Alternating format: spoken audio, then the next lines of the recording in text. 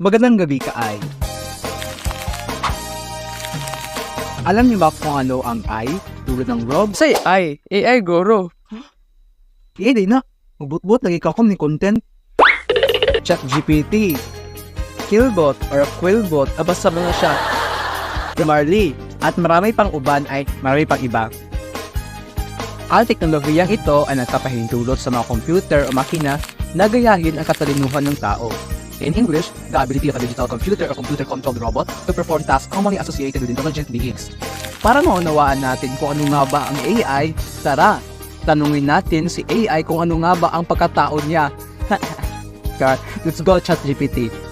Kung tanungin natin ang ChatGPT, ayon sa kanya, ang AI ay tumutukoy sa isang larangan ng computer science na nakatuon sa pagbuo ng mga system at machine na may kakayahang magsagawa ng mga gawain na karaniwang nangangailangan ng katalinuhan